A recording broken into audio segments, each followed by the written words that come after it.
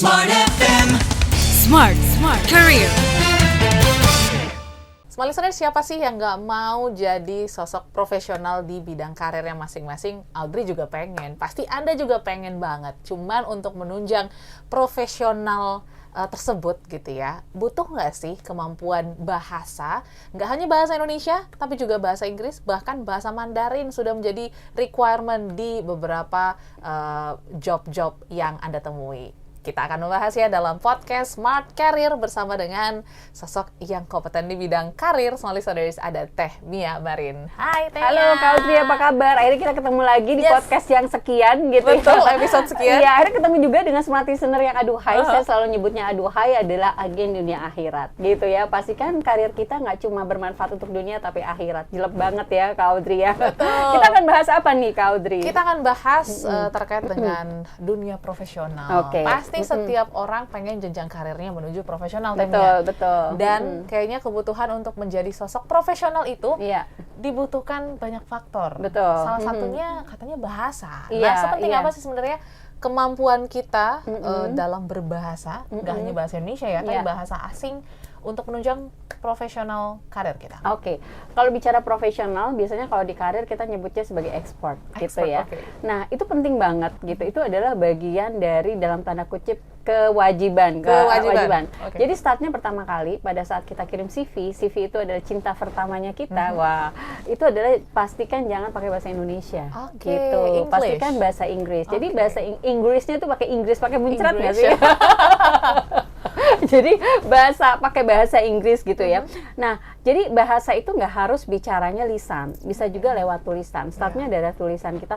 Even misalnya, tapi saya nggak bisa bahasa Inggris gitu ya. Nggak apa-apa, yang penting first impressionnya kita, CV-nya kita itu pakai bahasa Inggris gitu ya. Karena biasanya juga recruiter itu kalau udah pakai bahasa Indonesia nggak mau proses gitu, karena merasa udah jadul nih kalau pakai bahasa Indonesia. Bukan berarti kita tidak menghargai bahasa kita sendiri ya, tapi kita sekarang sudah dihadapkan sama ChatGPT gitu kan, sama AI, dan semuanya mereka pakai bahasa Inggris gitu, karena kita menyesuaikan dengan kondisi perkembangan teknologi digital. Itu adalah pertama kali CV-nya kita, cinta pertamanya kita berbahasa Inggris gitu.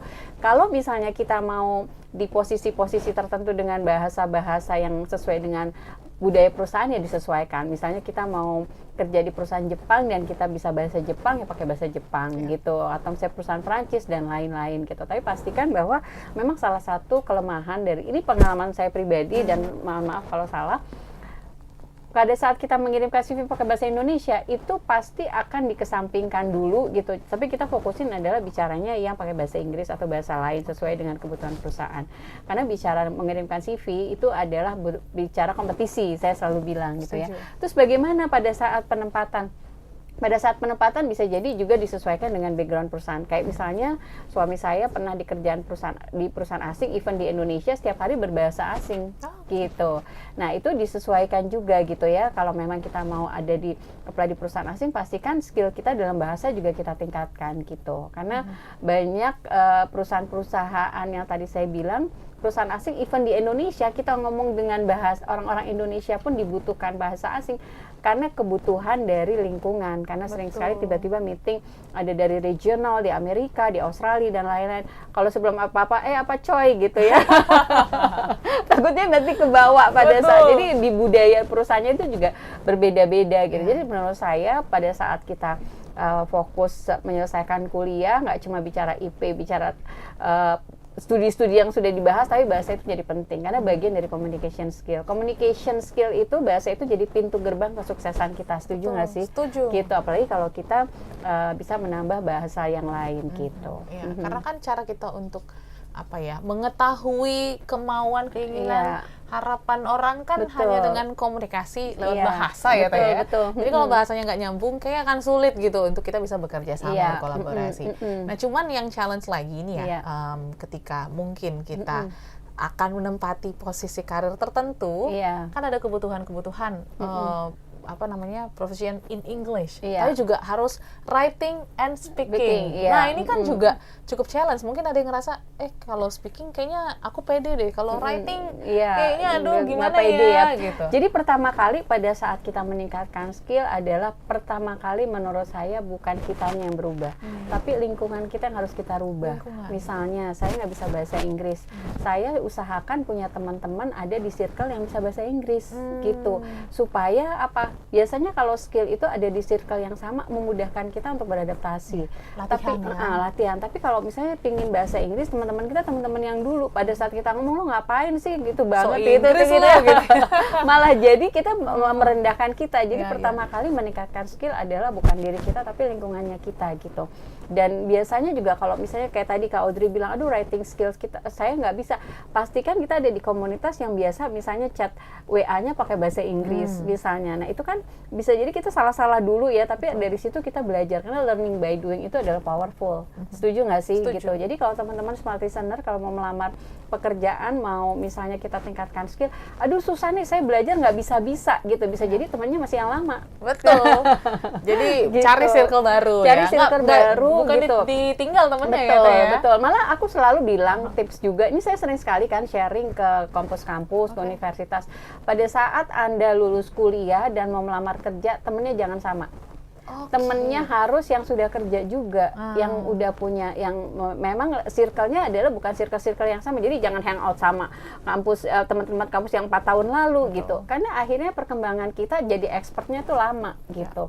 Tapi pastikan bahwa kita ada di pundak raksasa. Maksudnya apa sih? Misalnya Kak Audrey lulus dari satu universitas, tiba-tiba Kak Audrey kenal sama manajer di perusahaan A gitu. Walaupun cuma kenal doang gitu ya, tapi pada saat itu kita kayak seolah-olah sedang ada di pundak raksasa yang bisa aja suatu saat si manajer itu butuh seseorang, dia ingat Kak Audrey gitu. Karena kalau biasanya bicara karir atau expert atau profesional itu pasti akan mereferensikan orang yang paling dekat dengannya. Setuju nggak? Setuju. Even misalnya kita nggak bisa bahasa gitu, tapi dengan kita punya circle seperti itu akan memudahkan. Kak Audrey sendiri misalnya bicara, saya butuh narasumber smart karir, pasti banyak banget Kak Audrey punya teman-teman di luar sana yang bicara karir gitu.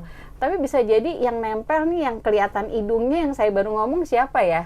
Gitu. Begitu juga dengan karir gitu. Jadi karir itu kita mau meningkatkan skill bahasa, oke. Tapi kalau circle-nya kita itu aja, bisa jadi juga akan nggak menjadi expert di bidangnya. Ini punya pengalaman pribadi saya juga gitu ya, pada saat interview dia bahasa Inggrisnya oke, tapi kan sekarang Gen Z itu sering sekali dalam tanda kutip menggunakan nama binatang untuk keakraban gitu. Tiba-tiba keluarlah nama binatang itu gitu ya, walaupun cuma spontan gitu ya, dan saat itu juga kita nggak terusin interviewnya. Terus pada bahasa Inggrisnya bagus dan dia lulusan dari luar negeri, itu saya langsung kasih feedback ke dia, sebaiknya temennya ganti deh, aku bilang gitu. Emang kenapa gini-gini? Karena akhirnya pada saat communication skill yang tadi saya bilang, interview itu sering kali interview itu recruiter tuh menjebak pertanyaan-pertanyaan yang bikin kita emosi. Nah kalau emosi kan sering sekali kan anak-anak Gen Z itu suka langsung spontan terus keluar kata-kata binatang. Itu sebenarnya bukan salah dia juga, karena lingkungan gitu. Nah dari situ akhirnya sering sekali kan mereka nggak tahu ya harus seperti apa gitu. Memang kalau bicara interview itu susah-susah gampang. Pertama kali adalah misalnya can you explain about yourself gitu ya.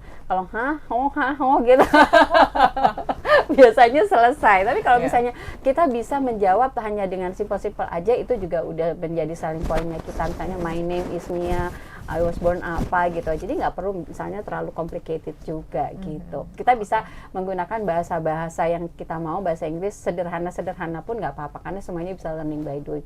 Learning by doing startnya adalah kalau kitanya susah ya lingkungan kita rubah gitu. Tapi kalau ngelihat trennya sekarang Tania, kira-kira bahasa apa sih yang kayaknya di mungkin 2025 ataupun mungkin di tahun-tahun berikutnya yang banyak dibutuhkan perusahaan? Kalau yang banyak dibutuhkan perusahaan, kalau bahasa Inggris sudah pasti dari dulu diperlukan ya. Tapi sekarang yang paling banyak tuh justru bahasa Mandarin. Karena apa? Karena bicara China itu kan cukup kemajuannya cukup dahsyat gitu ya. Terus juga banyak barang-barang murah dari sana gitu.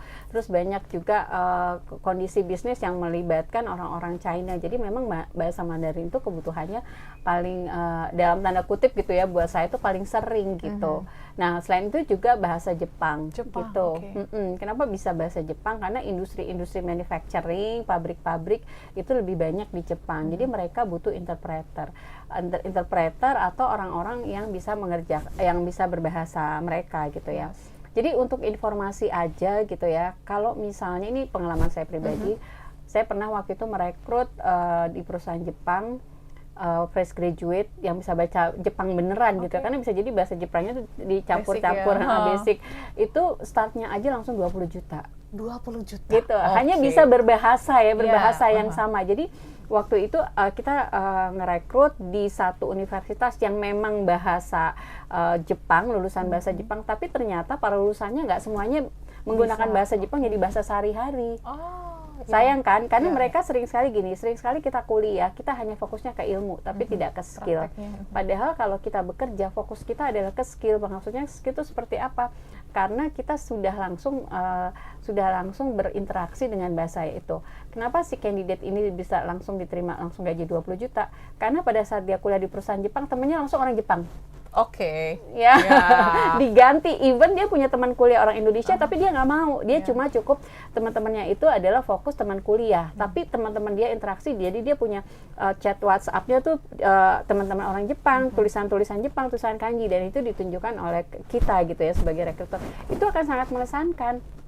Gitu. Jadi jadi pada saat kita interviewnya bukan saya tapi klien saya orang Jepang, ada bahasa-bahasa slang gitu ya, yang nggak ada di kamus, nggak ada di kampus juga, tapi dia bisa jawab gitu. Nah itu mungkin jadi nilai jual, karena kenapa? Karena dia ada di circle yang memang bahasa sehari-hari dari perusahaan itu tuh digunakan gitu. Jadi memang itu kekuatan. Jadi kalau teman-teman smart listener semua yang memang punya keahlian bahasa, pastikan kita juga punya orang-orang tersebut gitu. Ya. Kayak misalnya mungkin Kak Audrey juga sempat tahu ya, banyak di YouTuber, vlogger dan lain-lain, mereka bisa bahasa bukan karena mereka belajar, tapi punya teman orang Turki misalnya, ya kan.